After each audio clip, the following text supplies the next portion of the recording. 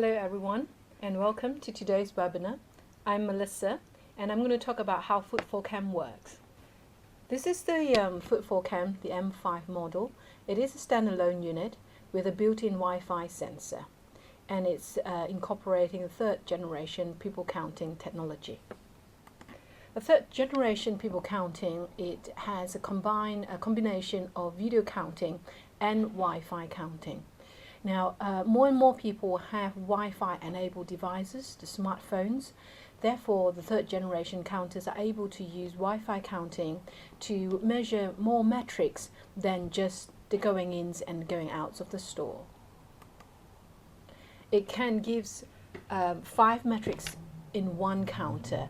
Now, FootfallCam is the first in the world to combine video counting and Wi-Fi counting into one device, and it measures 5 metrics. They are footfall, outside traffic, visit duration, returning customer, and cross-shopping. Now, I'm going to talk about the metrics shortly, and I'm going to go into how it works. So I'm going to talk about how does it work with video counting. Image processing technology has been very advanced now, but it has a challenge which is it is very computationally intensive. And the challenge with any footfall counter is that it actually needs to process the images in real time. If you have come across any older footfall counter that are using video counting and you find it not that accurate, then a lot of time it's probably not comes to it's probably not come down to the image processing technology itself, but is actually limited by the processing power of the camera. Therefore, in our camera, we are now able to incorporate a very powerful processor. Our processor is 1 GHz, and together with the dedicated graphics card, so that we are able to employ the most advanced algorithm.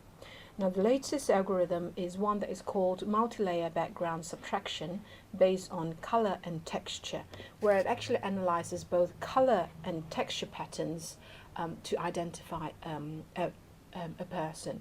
This way, it actually gives far superior accuracy than using just a color alone. Now, this is how it works. For example, here is a camera view where the camera is installed near the entrance and is looking perpendicularly down onto the floor. So there's no one there and is regarding that as a background. Now, a gentleman has appeared, so the color pattern in this area has changed, as well as the texture pattern in this area has changed, whereas area over here have not changed from the background. So they have subtracted the background and identified this person here. Then it tracks the movement of this person, whether it's going in or going out, and it counts it. Now, the advantage of this algorithm is that it can overcome shadow issue. Because when you have a shadow, take for example, if you imagine there's a shadow here by someone walking past outside or a tree outside, you project a shadow inside here. Now, we will imagine the color would have changed here, where it changed from a brown to a gray. However, the texture pattern would not have changed. Therefore, the shadow will not be counted.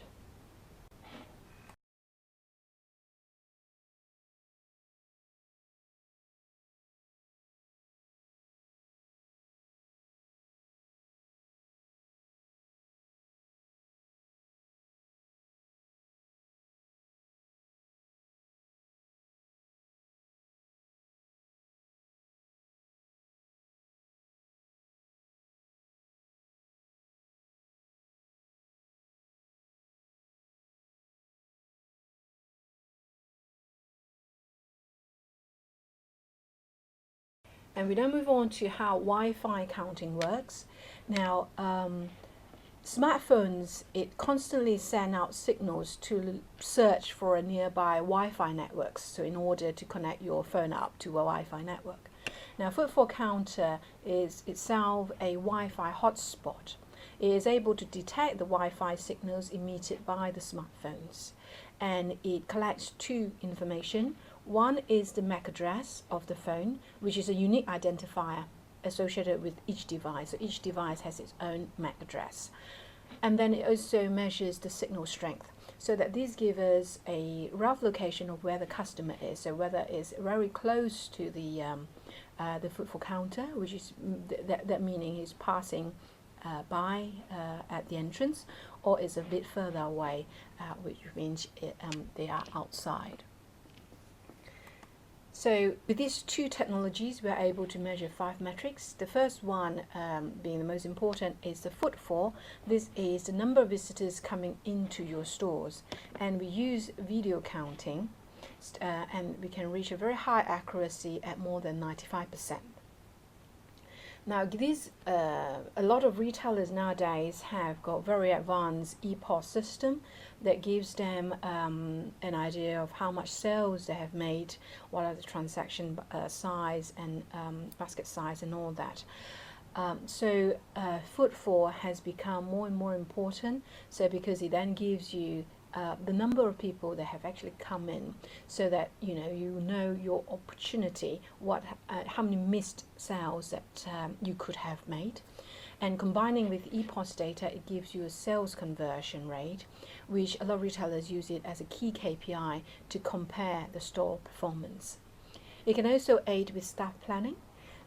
You can measure your staff to a visitor ratio, whether that is at a ratio that you want it to be, or when there's a high traffic, you will know your peak time, your peak hour, when you need to increase your number of staff on duty. You can also, based on previous year's footfall, to give you a prediction of what the traffic is likely to be in the next week or so, to help with your staff planning. Now the second metrics, now starting, we are using the Wi-Fi counting, and the second one is the outside traffic. So it measures how many people passing by your store outside, and with the footfall data, you will know how many have actually visited your store, and you can calculate a storefront conversion based on that. So you can measure how effective is your window display, or if you have done a promotion recently, how effective that promotion is in driving footfall into your store. So whether you have an increase in footfall, is it due to the effectiveness of the promotion, or is it due to merely you have more people walking past outside? Now the third metric we can measure is a visit duration, or we commonly call it the dwell time. So how long does your customer stay in your store? By measuring the Wi-Fi, tracking the MAC address of the phone as they enter the store. So for example, if we know that they enter at 10 o'clock, and then they leave at 10:15, and then the dwell time has been 15 minutes. So you will know how long they have stayed in your store. This is becoming a very important metrics, because a lot of retailers find it, the longer the customers stay in your store, the more engaged they are, the more likely they are going to buy. And so you can then measure different store performance, whether that is due to staff being able to engage the customer more, or if you have a more effective display of your products that keep customers in your store. The fourth metric is returning customer. Because we detect the MAC address, we would know if this shopper, we call it the AAA, she has visited today on the 30th of January, whether it has visited about 2 weeks ago. So then we will know if she is a returning customer. So to measure customer loyalty, for example. And the fifth metric is cross-shopping. When we combine Wi-Fi data detected at different stores, then we can see whether the same customer has visited one or more stores. So for example, we now know that this AAA has cross-shopped between store A and store B. So this gives you the business insight, and you could probably analyze why it would happen. Perhaps you have a very high customer loyalty, or is it due to being stock level at store A is constantly low, where the customer having to go to store B. I will talk more about the graphs and the reports of all these 5 matrices, and in the store level and company level reports in a separate webinar. Now I move on to frequently asked question, where a lot of retailers will wonder whether they need to provide a Wi-Fi network in their stores in order to use the counter, and the answer is no, because the FootfallCam the counter is actually a Wi-Fi hotspot itself, and it will detect the Wi-Fi signal emitted by the smartphone. So there is no need to provide a Wi-Fi network to your customer. The second question is that not everyone is carrying a smartphones, so how do we factor that in? Based on the surveys conducted in the US and in the UK in the last 3 years, it says that 65% of the population, of the whole population, has smartphones. And there are more in the metropolitan than the rural area, and the penetration rate is even higher in adults with buying power. So we actually are able to detect quite a lot of adults with smartphones, but still we cannot track everyone. However, we do have a large sample size, which then makes the data statistically significant. We also have a very highly accurate video counting data, which we can use it to normalize the Wi-Fi data. Here's how we do it. For example, within the pool of the Wi-Fi data we detected, and we found that 20% of them, of the shopper, stay for less than 5 minutes. Then combining with the video counting data, which says the total shopper of that day is 1,000. So combining that, we can come to a conclusion that 200 shoppers have stayed for less than 5 minutes. So, but generally, anyway, this Wi-Fi data is to give an accurate picture of the overall customer shopping behavior. Now, what about privacy? Do we collect the MAC address? The answer is that we do not collect any personal data. We do detect the MAC address, but we the MAC address, we have a hashing in 2 steps, and where we actually only collect the anonymous data. So each MAC address will get a unique anonymous ID, so we can still distinguish them, but it is this anonymous data that is being aggregated and stored in the database.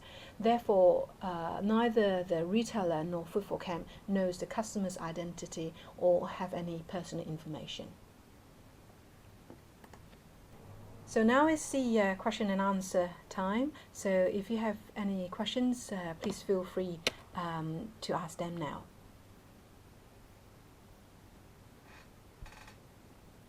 Thank you.